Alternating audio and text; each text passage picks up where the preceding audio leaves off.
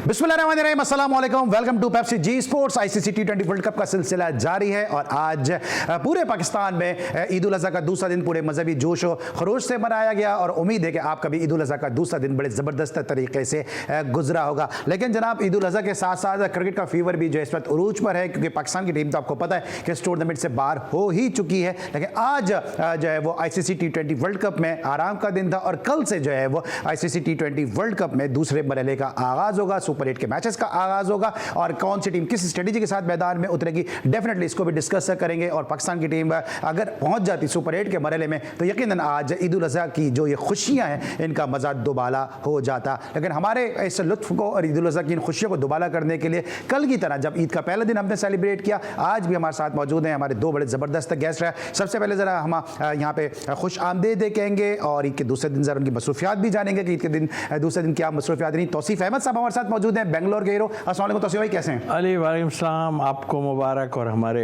देखने वालों को सबको बहुत बहुत ईद मुबारक। सर ये बताएं कि आज हमने आपको ईद के दूसरे दिन यहाँ पे दावत दी है, हमारी तरफ से तो दावत है लेकिन आपको हमने ज़हमत दी है। ये तो ईद का पहले दिन तो आपने कल बता दिया कि कैसा गुजरता है, लेकिन ये ईद के दूसरे दिन ससुराल डे होता है या किस तरह मनाते हैं? नहीं, एक टाइम में ससुराल डे होता था और ऑनेस्टली मेरे मतलब दोनों ही ससुर और सास ससुर की डेथ हो गई और उसके बाद अब तो जाना बहुत कम हो गया है। लेकिन उनके मेरी वाइफ के भाई बहन जो मेरे साले वाले हैं तो वहाँ पर जो है जाते हैं, लेकिन मैं नहीं जाता, वाइफ जाती है, मैं छोड़ के आ जाता हूँ। मतलब आप टिपिकल तो नहीं है दूल्हा भाई, मैं दूल्हा भाई और किसी से बात ना किसी से चीज। मैं मेरे से शिकायत रहती थी मैं सास साहिबा को मेरी के ये जो है ना कम आता है बैठता है और ये वो, मेरा पता नहीं, मुझे आदत शुरू से नहीं थी बहरहाल। और टाइम अब तो अब भी यही है कि वो जाती हैं वहाँ पे, उनसे मिल मिला के आ जाती हैं और ये टाइम गुजर जाता है। कुर्बानी, खाना पीना ये सब है। अब तो खैर थोड़ा सा कम कर दिया गोश्त वोश को, वरना कलेजी वलेजी तो अब भी बनती है, पहले दिन में बनती है, फिर बाद में गोश्त का सिलसिला चलता है। वैसे तौसीफ भाई ने तो अपनी सारी ज़िंदगी जब तक ये क्रिकेट खेलते रहे इन्होंने अपनी स्पिन बॉलिंग से, अपनी परफेक्ट स्पिन बॉलिंग से बैट्समैनों का जो कलेजा है वो दहलाया। अब ये कलेजी शौक से खाने लगे। चले ये भी आज उन्होंने रिवील कर दिया इस चीज़ को। बातों का सिलसिला जारी रहेगा। इस वक्त तौसीफ भाई के साथ साथ हमारे साथ मौजूद है खबर ज़ैफ़ी साहब। सर मैं आपके पास आ रहा हूँ, थोड़ा सा ब्रेक पे ले लूँ, ब्रेक का टाइम हो गया है। इफ़ी भाई को भी यहाँ पे हम जो है वो ब्रेक के बाद जरा पूछेंगे इनका ईद का दिन कैसा गुजरा। ब्रेक लेंगे, वापस आते हैं, मजीद बात करते हैं। देखते रहिए पेप्सी जी स्पोर्ट्स।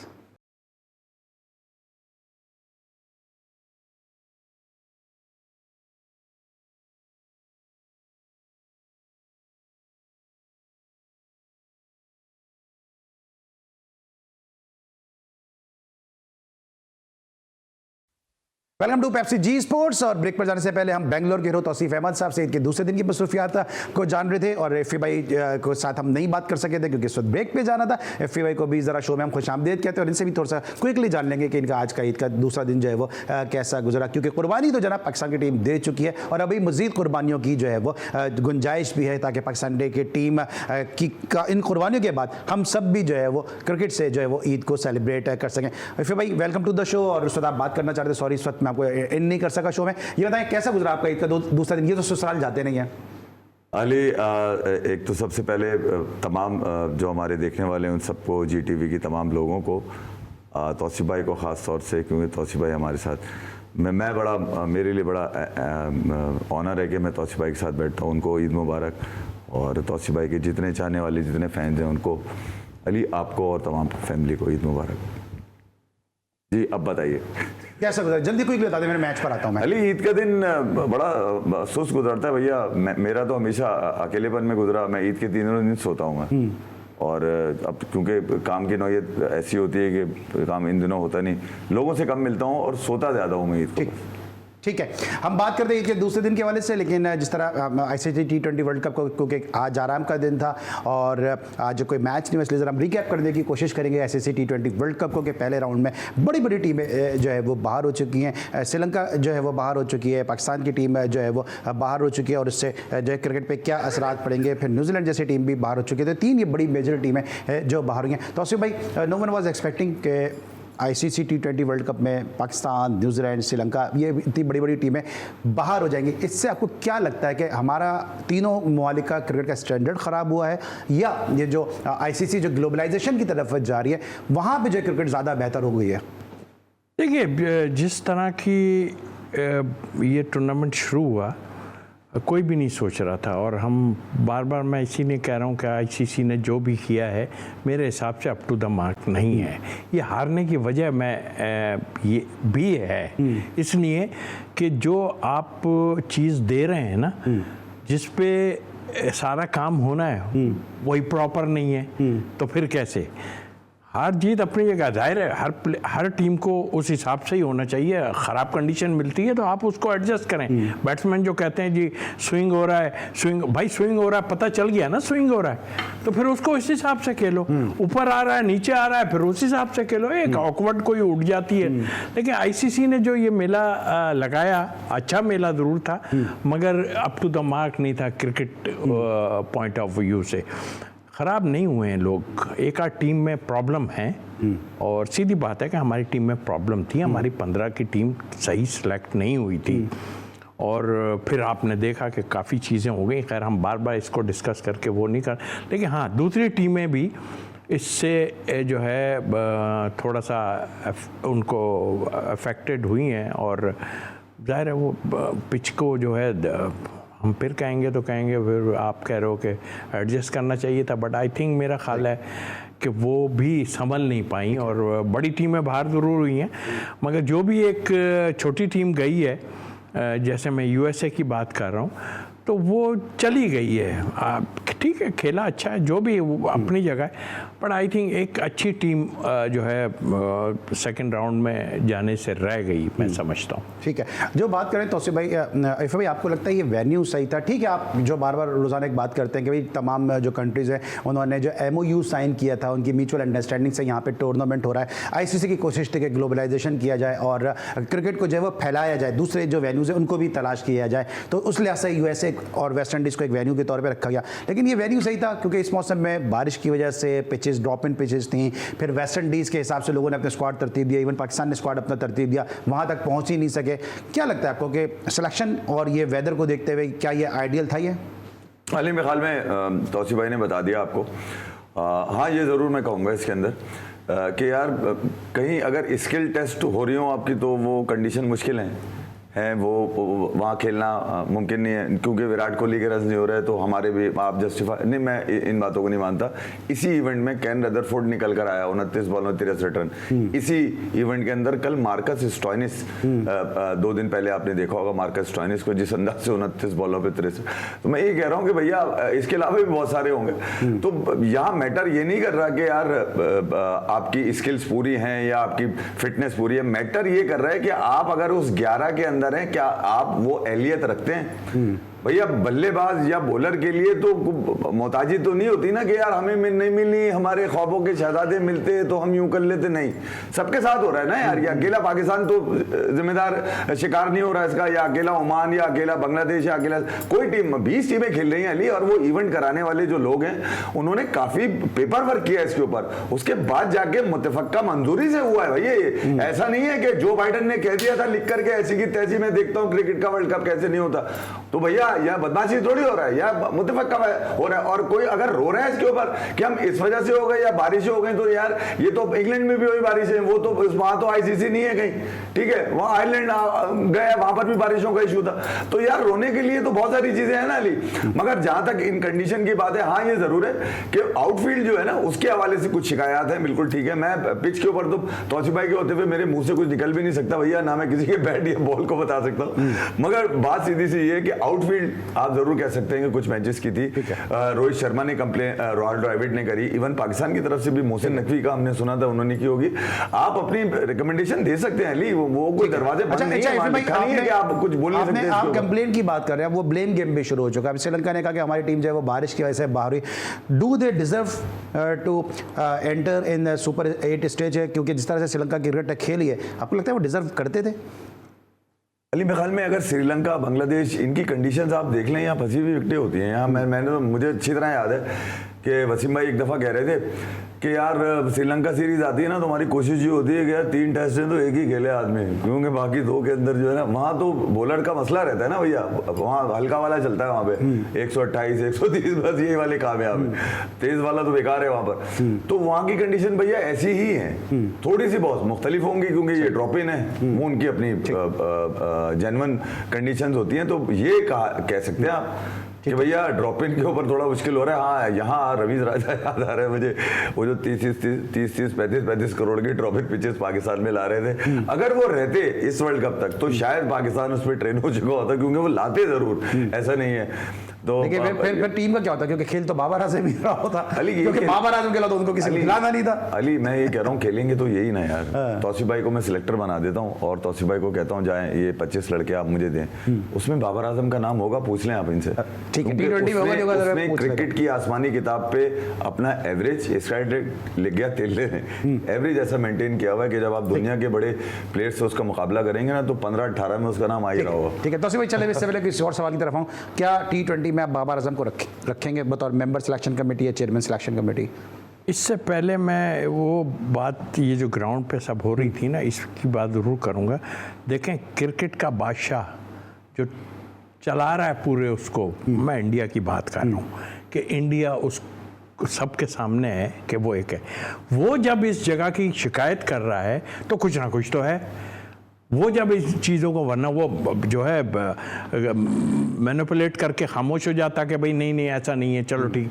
लेकिन वो कह रहा है, उसके लोग कह रहे हैं कि क्या नाम है, ये जगह अच्छी नहीं थी, सही पिचेस नहीं है, ग्राउंड की जैसे एफी भाई ने बात की बिल्कुल ठीक नहीं थी। मैं तो शुक्र अदा कर रहा हूँ कि प्लेयर बच गए, क्योंकि जिस तरह की ग्राउंड है उसमें 1-2 ने अनफिट हो ही जाना था, वो बचा हो गया। सेकेंड राउंड सबके लिए बहुत ज़रूरी था। तो आई थिंक इस मामले में अगर कोई ये कहता है ठीक है, जैसी जगह मिले उस तरह खेलना ज़रूर चाहिए, बट मैं अप टू द मार्क किसी हाल में नहीं था। आप कोई भी टीम ले लें, कि हारने की वजूहत ये मैं उसको नहीं कहूँगा, लेकिन ये जो ग्राउंड बनाया गया इतनी जल्दी सब किया, हाँ ये बात इनकी ठीक है कि किस तरह जाके आप लोगों ने उस पर साइन किए और उसके बाद आपने एग्री कैसे किया।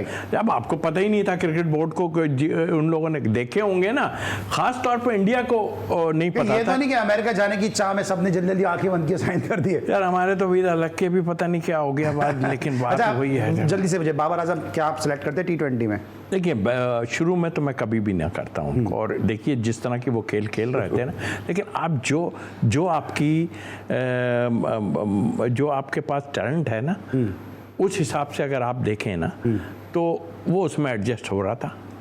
और अगर ये ऐसा नहीं होता ना, तो मैं हो सकता है कि अगर उनको सिलेक्ट भी करूं तो मिडिल ऑर्डर में सिलेक्ट करूं।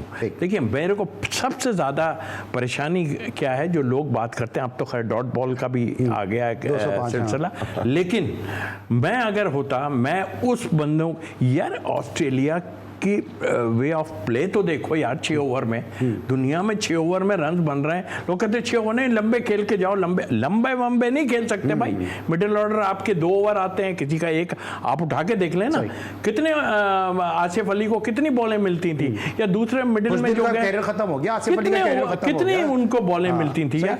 तो मतलब कहने का ये कि एक फॉर्मेट है, उसको उस हिसाब से खेला जाए। क्योंकि हम ये समझते हैं कि पूरी दुनिया जो है वो खेलती है पावर प्ले और हम खेलते हैं बाबर प्ले, कि जो इनकी मर्जी होगी उसी हिसाब से हम खेलेंगे। तो भाई, जब ये कंप्लेन की बात हो रही है, अब जरा वापस उस टॉपिक की तरफ आते हैं। न्यूजीलैंड का जो एक्सक्लूजन हुआ है, कि जिस तरह पहले बात करते कि कोई एक्सपेक्ट नहीं करता कि न्यूजीलैंड इस तरह होगा, अब वहां पे भी जब इंडिया की टीम इस तरह हारती है, आईपीएल को इल्जाम दिया जाता है, यहाँ पे भी आईपीएल को दोष दिया जा रहा है कि पाकिस्तान वो सीरीज खेलने नहीं आते, आईपीएल को ज़्यादा इंटरेस्ट है उनका, ज़्यादा होता है, टीम के तौर पर नहीं खेलते, जेल होकर नहीं खेल रहे इसलिए बाहर हो गए, वरना न्यूजीलैंड भी बाहर होने वाली टीम तो थी नहीं।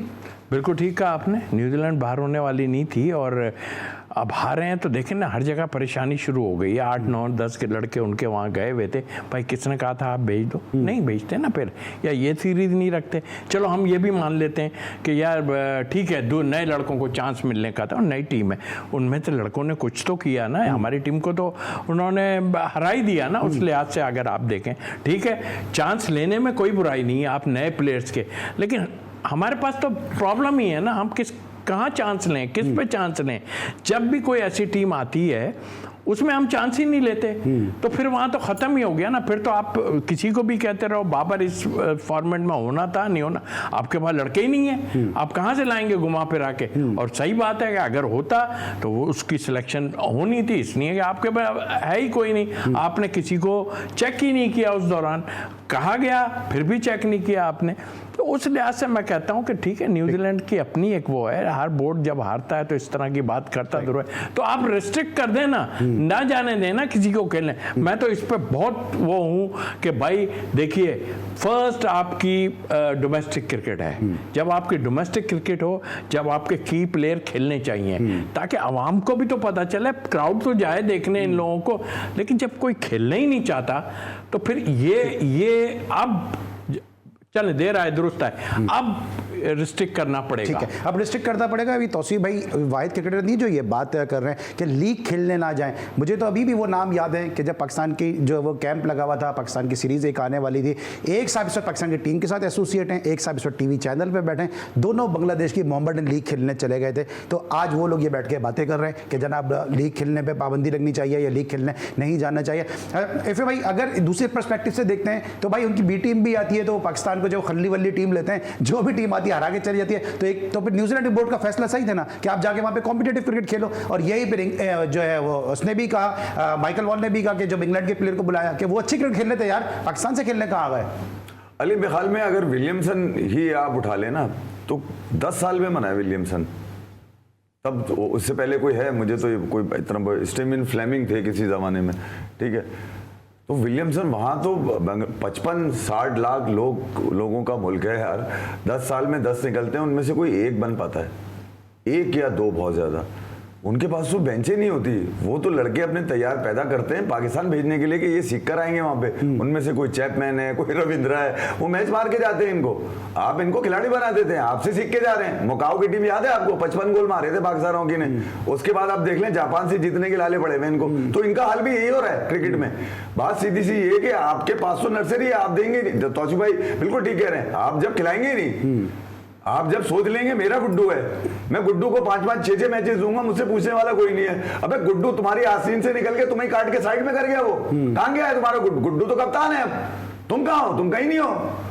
तो भैया यहाँ तो ये वाला सीन चल रहा है ना कि मुझे अच्छा लगता है, मेरी इताअत करता है, मेरे ऑर्डर लेता है, मेरे जूते उठाता है, मेरा किट बैग लेके चलता है। यहाँ तो ये गेम चल रहा है। जब गेम ये चल रहा होगा तो भैया मौका थोड़ी मिलेगा कोई, फिर आपको कोई भी नजर नहीं आएगा, फिर आप डोमेस्टिक का रोना रोते रहे। कोई भी आता है, आपका पेट्रन आएगा, अपनी मर्जी से हटा देगा, पूरे सिस्टम बदल देगा, 70 साल सिस्टम, वो बोलेगा ऐसी की तैसी, मेरा ख्वाब था मैं बदल लूंगा, यूं होगा यूं होगा, कोई डिपार्टमेंट नहीं। अबे 25,000 क्रिकेटर का मुस्तकबिल गला दबा दिया तुमने वहीं पे। कोई मोची, कोई नाई, कोई कितनी दफा बता चुका हूं यार अली। बात सीधी सी ये कि रोते वक्त जब लोग निकलते हैं ना तो वो यही कहते हैं आपके पास नहीं है। अबे तुमने आने ही नहीं दिया, रास्ते में गला दबाया है ना उनका, तुमने कब मौका दिया? तुमने कभी डोमेस्टिक के टॉप परफॉर्मर को इतने मौके दिए? 10-10, 12-12 मैचेस मुस्तकिल, 2 इनको अंडर-19 का, साथ में एक अली रजा, क्या नाम है, हसीबुल्ला। अबे वो तड़प रहे लोग, तरस रहे। मुस्तकीम है, अकरम है, वो आपका कहां गया 2021 का प्लेयर ऑफ द टूर्नामेंट जो बना था, वो रोहिल नजीर। सरफराज था तो सरफराज था तो चिपका हुआ है, लगा के रखा था आपने। रिजवान आया तो सब हटा दिया। अबे ये कौन से तरीके? हमें नजर नहीं आता। सिस्टम में से लोगों को भरपूर उनकी सलाहियतों को ऊपर आने दो। तुम जज करने वाले नहीं हो सकते कि मेरी हक का बच्चा है, मेरे घर का बच्चा है तो खेलेगा, वरना इसी तरह ताबूत उठाते रहो कहीं से भी जाके दुनिया में, ये यही करते रहेंगे। आज मतलब यार मैं क्या क्या बताऊं, आप लोगों को लगता है कि बड़ा आसान है सारी चीजों को। यहाँ पर बैठ के पेड़े नहीं बनाए जा रहे लड्डू के, ये बदायूं के पेड़े। एफी भाई जो बात कर रहे हैं, एफी भाई जो बात कर रहे, इतने सारे प्लेयर उन्होंने गिना दिए, लेकिन आरिश अली खान जो लेफ्ट आर्म स्पिनर है, अंडर-19 में सबसे ज्यादा वो आउट करके गया, लेकिन अंडर-19 वर्ल्ड कप में उनको एजाज अहमद ने खिलाया नहीं। और फिर वही एजाज अहमद बैठ के जो वो पठान पंजाबी की बात कर रहे हैं, तो इससे आप अंदाजा लगा लें कि आरिश अली खान जैसा प्लेयर क्यों नहीं खेला, क्योंकि इनके जहन में परफॉर्मेंस नहीं चल रही होती है, इनके जहन में चल रहा होता है कि कौन कहां से, कौन कौन सी जबान बोलता है, कौन कौन से एथनिक ग्रुप से ताल्लुक रखता है। अभी भी वक्त है, संभल जाएं, वरना तुम्हारा नाम भी ना होगा दास्तान। नहीं, अब ये कहना बेकार है इन लोगों को। देखते रहिए पेप्सी जी स्पोर्ट्स। मिलते छोटे से ब्रेक के बाद।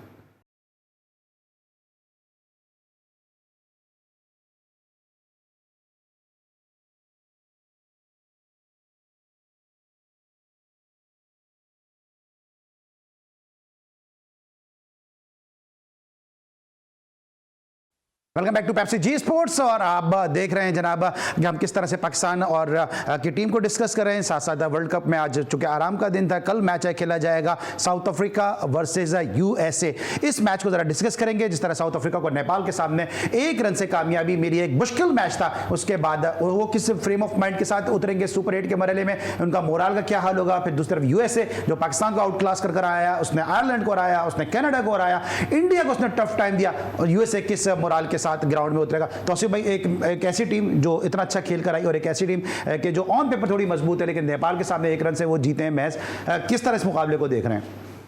यूएसए चाहेगा तो अमेरिका चाहेगा तो जीत जाएगा। फिर वो मतलब नहीं चाहेगा तो नहीं जीतेगा। ये तो वही बात होगी, ज्यादा बारिश ज्यादा पानी।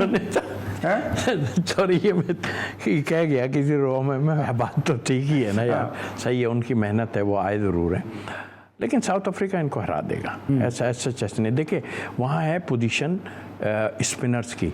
मैंने देखा यूएसए के पास स्पिनर कोई बहुत तगड़े स्पिनर नहीं है, जो मैंने जो देखा है। तो उस लिहाज से अगर मैं देखता हूँ तो उनके पास शम्सी है, उसके बाद वो लेफ्ट आर्म स्पिनर महाराज, मतलब आई मीन के उनके पास चॉइसेस हैं। उनके पेसर भी आप देखें कि उनकी अच्छे भले उनके, तो कहने को तो भाई कुछ भी हो सकता है, बट आई थिंक मुझे नहीं लगता कि यूएसए उससे जीत जाए।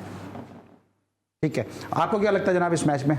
एफी भाई, आपकी तो साउथ अफ्रीका के साथ हमदर्दी होंगी कि आप रहे भी हैं वहाँ। नहीं अली, अगर आप देखा जाए तो वो तो एक अलग ट्रेंड है ना उनका, चोकर वाला। तो मगर ये कि साउथ अफ्रीका को अगर आप देखें तो बाटपेन को रखा हुआ है इन्होंने, ठीक है, बिठाया हुआ किसको है, जेराल्ड कुर्जे को, जो मुंबई इंडियंस के लिए खेल रहा था, कि पाकिस्तान भी आया था, कितना खतरनाक बॉलर है, देखा था आपने। और फिर उनका अपना लुंगिंग एडी है, फिर नीचे रबाडा है, फिर उसके बाद येंसन है उनके पास, फिर आर्निस्ट नॉट की है, जो सबसे बेस्ट बॉलर जा रहा है उनका। मगर जहाँ एन लगता है ना, वहाँ इनका मसला लगता है साउथ अफ्रीका को, नेदरलैंड हो, तो एन का मसला तो जहाँ लगता है वहीं लग जाता है। ठीक है, तो मैं ये कह रहा हूँ एन के तो मसाइल बहुत हैं, मगर ये कि यार नेट रन रेट एन से। हाँ, मगर आप ये तो देखे ना कि यार साउथ अफ्रीका एक वो मैच जो निकल चुका था, उनके बॉलर्स ही वापस लेकर आए ना, तो बॉलर्स ने गेम दिलाया। अब ये मत ये देखिए कि नेपाल की छोटी टीम, अगर आपको नेपाल छोटी नजर आ रही है तो बाबर ने भी तो 150 मारे इसके ऊपर, उस वक्त क्यों बड़ी नजर आ रही थी भाई आपको? तो यहाँ ये है कि साउथ अफ्रीका स्ट्रगल करता हुआ जीता है। हालांकि तौसीफ भाई बता रहे हैं महाराज है, शम्सी है, उसके बाद जबरदस्त बॉलिंग है उनके पास, इवन वो मार्कराम खुद बॉलिंग करता है यार। आप, मैं ये कह रहा हूँ कि ये वो साउथ अफ्रीका की टीम है जो रेसिज्म की वजह से आगे पीछे खराब हो गई, वरना दुनिया की सबसे मजबूत टीम थी। मैं आज फिर कह रहा हूँ कि जिस दिन ये आईसीसी का कोई एक टाइटल ले गए ना, इनसे कोई लेके दिखाए फिर वापस। ठीक है, दूसरा मैच है तो भाई क्विकली बात करेंगे, इंग्लैंड वेस्ट इंडीज मैच है। मैं तो गो के इंग्लैंड इतना अच्छा नहीं खेला बीच में, मैंने देखा है, लेकिन मैं इंग्लैंड के उसमें जाऊंगा कि इंग्लैंड जो है देखें, क्योंकि तो मेरी तो जो इस टूर्नामेंट की जो मैंने जो प्रेडिक्ट किया तो इंग्लैंड को ही मैंने प्रेडिक्ट किया है। गो के लुढ़कते पहुंच गए वो सुपर 8 तक, लेकिन मेरे हिसाब से इस टूर्नामेंट की जो चैंपियन टीम है इंग्लैंड ही है, मुझे ऐसा लगता है। नहीं, आप सही कह रहे हैं, और अपनी चॉइस है। और यार इस टूर्नामेंट में इतनी कुछ आदाब पड़ चुके हैं कि कहते में भी अजीब सा हो रहा है कि कोई कहेगा यार किस टाइप के, लेकिन इसमें बहुत चेंजेस आई हैं। चाहे वो अब एक नए वेन्यू पे जा रहे हैं, वहाँ का हमने देखा है, वहाँ सच ऐसा नहीं होगा कि यहाँ की तरह कोई ऐसा कुछ हो, बट ये फॉर्मेट के हिसाब से हम कह सकते हैं कि कुछ भी हो सकता है। बट मैं इंग्लैंड को कहूँगा कि इंग्लैंड जो है वो फेवरेट है। ठीक है, और 20 तारीख को जो मैच है भाई, इसमें अफगानिस्तान और इंडिया की टीम में एक दूसरे के मध्य मुकाबले होंगे। क्या ये एक दोस्ताना मैच होगा या आपको लगता है इसमें कोई वही जोश और जज्बा नजर आएगा जो पाकिस्तान अफगानिस्तान, पाकिस्तान इंडिया के मैच में नजर आता है? और फिर इरफान पठान के लिए बड़ी मुश्किल है कि इधर डांस करें या उधर डांस करें। यार इंडिया तो पाकिस्तान से जब खेलता है ना अली, तो वो प्रेशर में होता है, पाकिस्तानी नहीं होता, क्योंकि उसको पता होता है यही खेलेंगे वहाँ बाद में। ठीक है, उन पे प्रेशर होता है कि बड़े स्टेक्स है उनकी दुनिया क्रिकेट में भैया, उनका खिलाड़ी डिफरेंट लेवल की सोच रखता है, उसको टीम में रहने का नहीं, अपनी प्राइड के लिए जाना होता है। जबकि अफगानिस्तान के अगर आप देखें तो भैया ये वो टीम है जो कुछ भी कर सकती है। हाँ, ये ज़रूर है, अफगानिस्तान जब इंडिया से खेला अंडर प्रेशर खेला, इंडिया हमेशा हावीरा, जो उसके पास रिकॉर्ड है, भले वो टेस्ट हो, लेकिन लास्ट मैच होता है ना, सुपर ओवर में तक चले गए थे मैच। हाल ही, हाँ, वो अभी एक सीरीज में एक मैच जीता भी है अफगानिस्तान उनसे, ऐसा नहीं है कि अफगानिस्तान जीता नहीं उनसे, मगर अफगानिस्तान की जो टीम है भैया ये 119 रन अगर आपने इनको दे दिए ना तो ये बना लेंगे रोहित शर्मा, ये बता दूं मैं आपको। वो तो पाकिस्तान थी जो प्रेशर में आ गई आपकी बॉलिंग के, ये नहीं आएंगे। पाकिस्तान तो आयरलैंड के खिलाफ स्ट्रगल कर गई, पाकिस्तान तो आयरलैंड के खिलाफ स्ट्रगल कर गई। मैं यही कह रहा हूँ, वो तो क्या यार आप क्या चाह रहे हैं, मैं क्या क्या बताऊँ।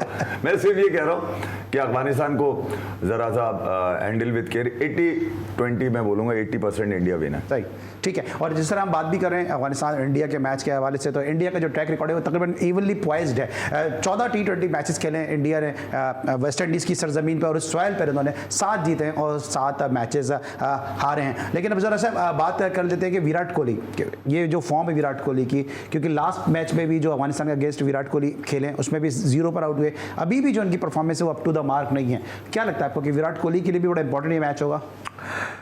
देखिए उनकी क्या स्ट्रेटजी है ये तो हम पहले दिन से समझ गए। जाहिर है कि वो एक की प्लेयर है उनका, और दुनिया के लिए और उनके मुल्क के लिए भी जाहिर है, चाहे वहाँ पे शोर शराबे बहुत हो रहे हो, ठीक है, होता है जब परफॉर्म नहीं हो रहा होता, और कुछ अगेंस्ट भी होते हैं, बड़े बड़े प्लेयर अगेंस्ट भी हो जाते हैं किसी के, यानी कि पर्सनल होने की बात है। तो मैं ये समझता हूँ कि देखिए इंडिया को भी सोचना चाहिए, कोहली है या कोई भाई, देखो उसकी आपको ज़रूरत है अभी, अगर ज़रूरत है तो ठीक है, नहीं तो आप ड्रॉप कर दो ना उसको। क्यों नहीं ड्रॉप करते? लेकिन ये ड्रॉप नहीं कर सकते उसको, क्योंकि वो किसी वक्त भी इतना बड़ा कुछ कर देगा कि सब हक्का बक्का रह जाएंगे, और उनको भी सब। अच्छा, नंबर सही कोहली का आपको लगता है अफगानिस्तान के खिलाफ अपनी गलतियों से सीखेंगे, नंबर 3 पे शायद कोहली को ले आए?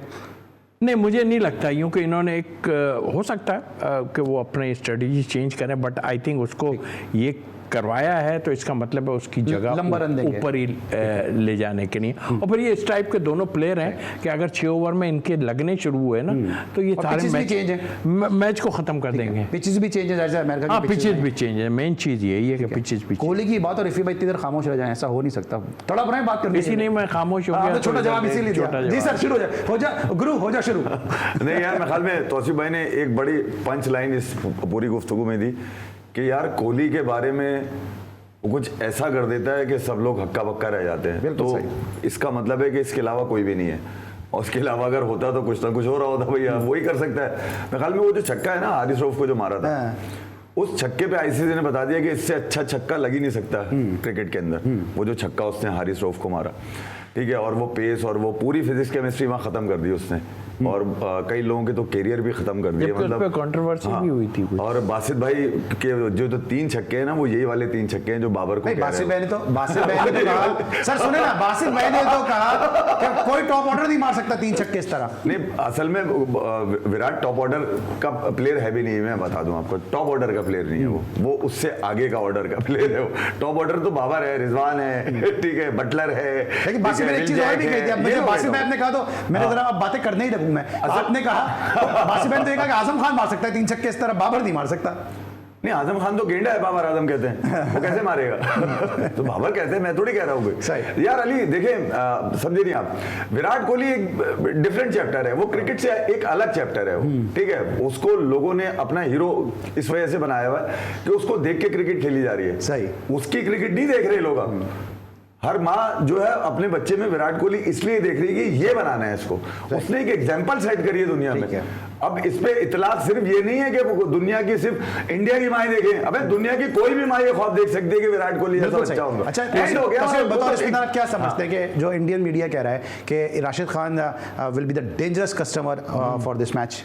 उनके स्पिनर सारे खतरनाक है, और मैं ये कहने में कोई मुझे वो नहीं है कि बहुत टफ टाइम मिल सकता है, और हो सकता है कि अफगानिस्तान भी जीत सकता है। और जाहिर है कि उनकी जो जिस सिचुएशन में मैचेस हो रहे हैं, जहाँ पर हो रहे हैं, उनकी टीम तगड़ी टीम है। हो सकता है एक्सपीरियंस की वजह से मार जरूर खा जाए, बट आई थिंक उन्होंने बहुत जल्दी बहुत इम्प्रूव किया है। हमारे पास आन के किया है उन्होंने, मानते नहीं है, लेकिन बहुत इम्प्रूव किया है उन्होंने क्रिकेट को। और हमारे कोचेज भी उसमें आपको पता है कि जो है शामिल रहे हैं उसमें। इंजमाम गए थे, राशिद लतीफ़ गए थे, सब लोग गए थे, आपको पता ही है इसमें। तो टफ होना चाहिए मुकाबला। ठीक है, इसमें क्या लगता है आपको कि अभी अबरार को मुसलसल पाकिस्तान ने नहीं खिलाया, हम अपने स्पिनर्स पे काम नहीं कर रहे हैं, उसामा मीर को हम लेके नहीं गए, अबरार को हम खिला नहीं रहे। मेरे ही शो में उस्मान तारिक ने कहा कि शेन वॉटसन ने कहा, उस्मान कादिर ने कहा कि शेन वॉटसन ने कहा भाई हम उस्मान तारिक के ऊपर काम करें, आप हमारी लिस्ट में नहीं है। क्या हम स्पिनर्स को दानिस्ता तौर पर जो है वो एक्सक्लूड कर रहे हैं अपने सिस्टम से? अली कौन कह रहा है काम नहीं कर रहे यार, स्पिनर्स कर तो रहे हैं काम। अब रात चश्मा लगाता था, लेंस लगा रहा है, ये किससे कराया है? ये बाल बड़े थे कटवा लिए, ठीक है, और क्या कहता, साफ सुथरा है, नजर आ रहा है, तालियां बजा रहा है, खिदमत कर रहा है, हैरी पॉटर बना के रखा हुआ उसको। तो और क्या आप क्या चाहते हैं आप?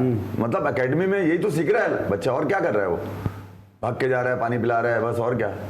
बाउंड्री लाइन पे खड़ा हुआ है, देख रहा है बाबर को। तौसीफ भाई से भी लेकर हो रहा है, सब हो रहा है। वाइंड अप पर तौसीफ भाई आपको नहीं नहीं नहीं, मैं नहीं समझता कि कोई काम हो रहा है। काम हो रहा होता नहीं, वही तंज में ही कह रहे हैं। नहीं, बिल्कुल उनकी बात है। मैं इसलिए कह रहा हूँ, साजिद खान जब आया था तो कौन था? सकलैन मुश्ताक थे ना उस वक्त। तो मतलब एक बॉलर की कोई प्रॉब्लम है, छोटी बड़ी जो भी है, आ तो गया था आपके पास एक ऑफ स्पिनर, उसने कुछ थोड़ा बहुत किया था। उस्मान तारिक को आप इतना सेंसेशनल बना के लेकर आए, फिर उसामा मीर आपके पास, आप उसको ड्रॉप कर गए, फिर आपको बाबर आजम को पसंद नहीं थे ना साजिद खान जी, बदतमीजी करी थी, सुना है हमने तो। अब ये तो मुझे नहीं पता क्या तो किया था। आपको पता है। अगर इस तरह आप करोगे ना तो फिर कहीं भी आप पनप नहीं सकती। और पनप रही भी नहीं है। Thank you so much Tauseef Ahmad साहब, thank you so much Qamar जैफी साहब। आज ही के दूसरे दिन आपने जी पेप्सी जी स्पोर्ट्स को आपने रौनक बख्शी, अपने ख्यालात का इजहार किया। आज आराम का दिन था, इसलिए आज हमने कवर करने की कोशिश की है पूरे आईसीसी T20 वर्ल्ड कप को। इंशाल्लाह कल जो मैचेस खेले जाएंगे उनके ऊपर भरपूर तफसीर और तज्जिए के साथ हम आपकी खिदमत में एक मरतबा फिर पेप्सी जी स्पोर्ट्स के साथ हाजिर होंगे। उस वक्त के लिए अली सलमान को पूरी प्रोडक्शन टीम के साथ इजाजत दीजिए। अपना बहुत ख्याल रखिए। जाने से पहले एक दफा फिर ईद उल अज़हा की बहुत बहुत मुबारकबाद।